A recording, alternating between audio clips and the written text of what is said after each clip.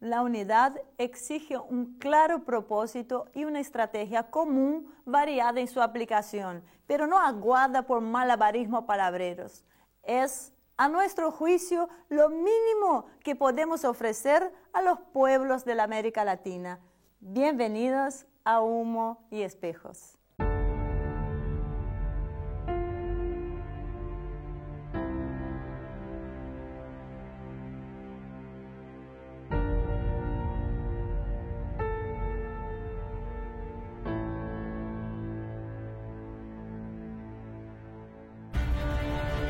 El farmacéutico es uno de los lobbies más influyentes del mundo.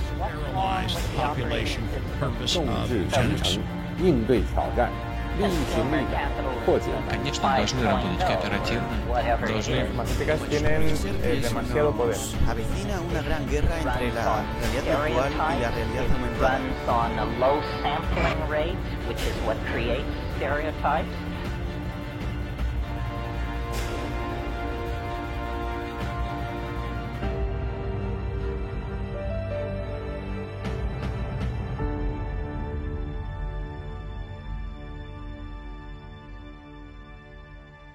Muy buenas noches, muchísimas gracias como siempre por acompañarnos en esta nueva edición.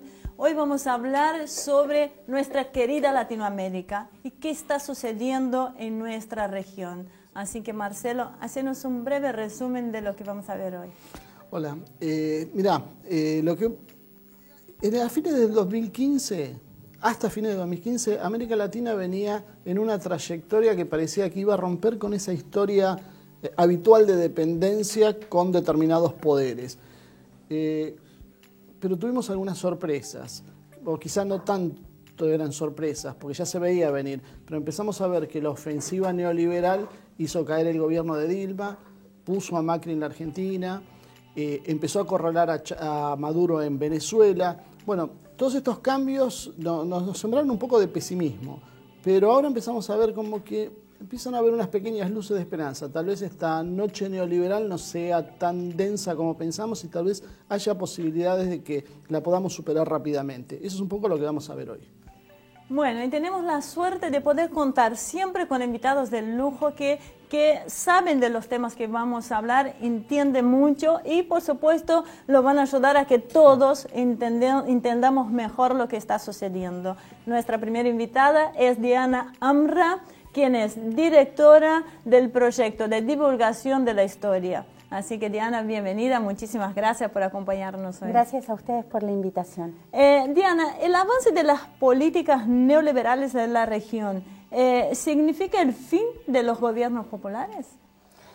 Como decía Marcelo, me parece que no significa el fin de los gobiernos populares, que lo que los medios de comunicación y lo que las lecturas en términos de especialistas tradicionales nos muestran es que lo que va aconteciendo desde el punto de vista político-institucional, pero nada se dice de lo que va surgiendo desde abajo y de las formas de organización que intentan sobre todo mantener el esquema que se había establecido hasta 2015 como se planteaba con anterioridad.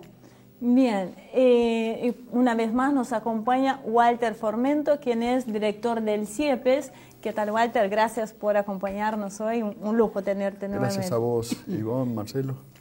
Walter, siempre hablamos de la similitud que hay dentro de nuestra región, el avance de los medios de comunicación y de estos nuevos gobiernos, ¿no? Lo que está sucediendo en Brasil, lo que sucede en Venezuela, lo que está sucediendo en Argentina. ¿Qué nos podés decir algo sobre esto?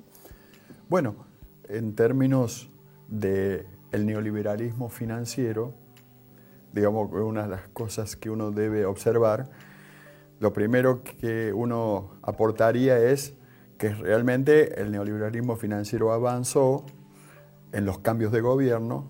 Esto no implica un cambio todavía en las correlaciones de poder y se manifiesta claramente en el uso de las plataformas mediáticas transnacionales, particularmente las dos grandes, Fox News, Clarín o Globo, y por el otro lado, la que viene de la mano de CNN, Grupo Prisa, Telefe. Entonces, que la primera tiene larga trayectoria en la región y la otra está ingresando de manera acelerada a partir de los dos grandes cambios de gobierno como el de Argentina y de Brasil. Antes de seguir con las charlas, los voy a invitar junto con el público a que veamos la primera parte del informe sobre el avance del neoliberalismo en nuestra región.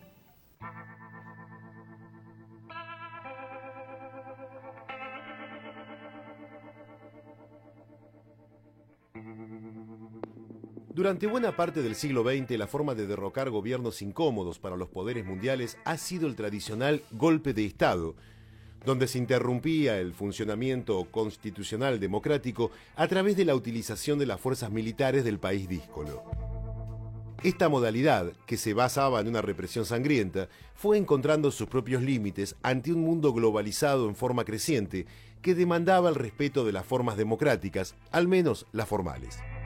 Sin embargo, la necesidad de combatir los enemigos políticos no cesó, por lo que fue necesario crear nuevos métodos para imponer las políticas que los poderes necesitaban implementar.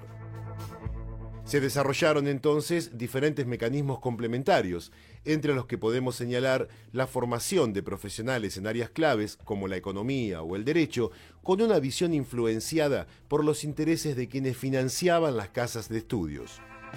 Pero conseguir el control de las masas y su mansa aceptación de políticas que van en contra de sus más elementales intereses no era fácil, y para ello se necesitó contar con la colaboración de especialistas en comunicación psicosocial que desarrollaran una forma de control sutil y efectiva.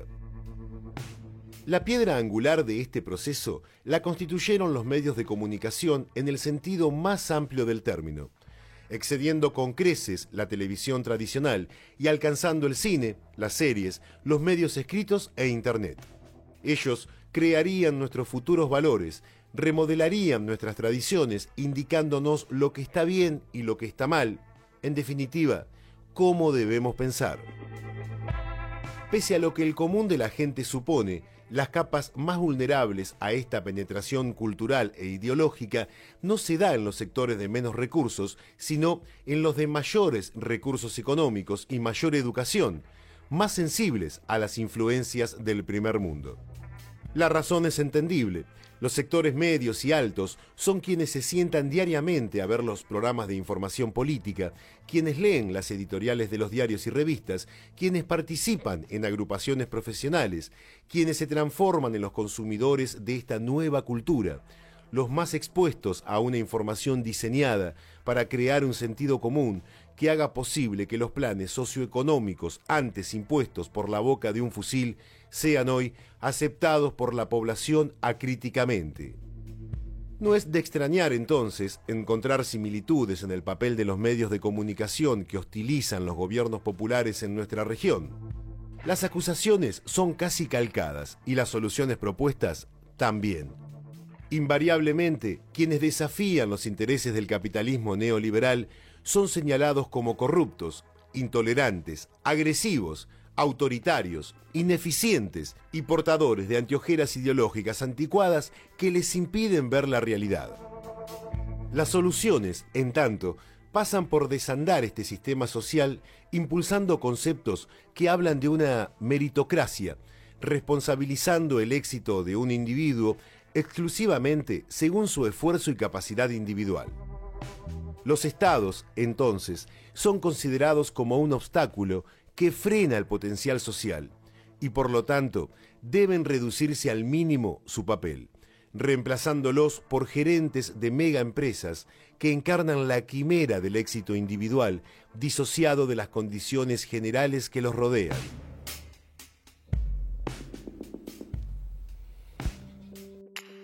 Bien, voy a hablar primero con vos, Walter, porque mencionaste algo cuando empezamos a hablar que fue sobre el tema de los medios de comunicación y los distintos alineamientos que trazaste. El Grupo Prisa por un lado, con CNN, por otro lado Fox. ¿Podés ampliar un poco más esto? ¿Qué es lo que hay detrás de cada de estas corrientes y quiénes las integran? ¿Y cómo se traducen en la Argentina? Bueno, frente a esta ofensiva del proyecto neoliberal financiero, porque eso es lo específico del neoliberalismo, es que profundiza su relación con las grandes finanzas, con los grandes bancos, Y por lo tanto, por otro lado, necesita la crisis de las viejas formas de partido político y particularmente la eliminación física o no, pero eliminación al fin, de los militantes sociales, gremiales y políticos, para que, ninguna duda, tomen lugar en la mediación política de la organización de la sociedad otro instrumento que no es el viejo partido de masas, sino el partido mediático financiero. Y en ese sentido se empiezan a desarrollar estas plataformas financieras de comunicación que tienen otro peso que los antiguos medios de comunicación. Tienen otro modo de construir de realidades en términos de ideas, pero también de prácticas, que requieren de que no haya activismo ni militancia para que sean eficientes. Y tampoco es tan espontáneo. O sea, acá cuando estamos hablando, desde el color con que se visten, la forma en que se expresan, las palabras que eligen, todo está pensado y programado para conseguir un objetivo determinado. Por supuesto, está pensado como un producto casi de marketing político, incluso por eso la estética pesa mucho en los jugadores de la derecha financiera. Y en términos, entonces uno dice, las dos grandes plataformas mediático-financieras, una es Fox News, que como ya dijimos hacia abajo, su relación con Clarín, O Globo, Globovisión, Mercurio, TV Azteca, pero hacia arriba, entre los controladores financieros, vos encontrás a JP Morgan, Goldman Sachs, Bank of America, es decir, la banca Rockefeller, como le llaman algunos, sintetizando, por más que Rockefeller no es el único.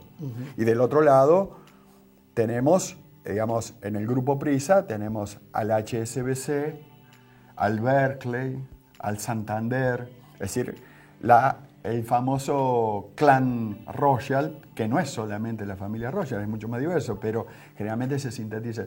Y eso es lo que vincularía los grandes factores de poder financiero con los grandes factores. Y esas son las dos alas políticas de Estados Unidos, y después ya te dejo. Gracias. Claro, una con sede en Washington y la otra con sede en Londres y Wall Street.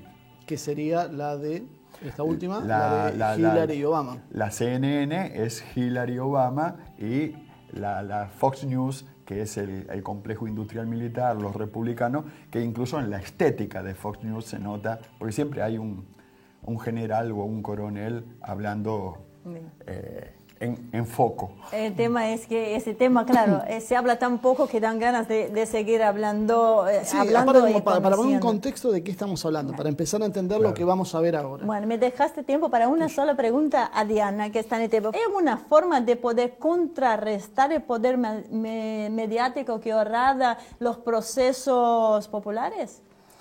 Por supuesto que sí. Digamos que después de la Segunda Guerra Mundial, en términos de lo que estábamos conversando, nosotros quedamos dentro, América Latina queda dentro de la órbita del mundo occidental y cristiano. Y entonces ya en ese momento se van a empezar a descubrir situaciones que tienen que ver con no solamente la utilización de la violencia física, las intervenciones militares, como para poder instalar nuevos gobiernos en América Latina, sino que empiezan a ensayar paralelamente con ese tipo de formato de qué manera culturalmente va a producirse un proceso de dominación. Y como se planteaba hace un ratito, el tema es la dominación cultural, que es la más importante, porque vos no podés mantener dominadas sociedades utilizando la violencia física, instalando marines en todos los lugares del mundo. Eso es sumamente oneroso, y ese tipo de formato lo que genera justamente es la resistencia de los pueblos. Entonces, qué manera interesante de poder generar ese proceso de dominación y de poder llegar a alcanzar una situación, un término que se utiliza muchas veces, que es la hegemonía. Claro. La hegemonía tiene que ver justamente con hacer consciente a los dominados de que aquellos intereses que están defendiendo esas ideas, esa cultura, esas tradiciones que son impuestas, en realidad son defendidas como propias.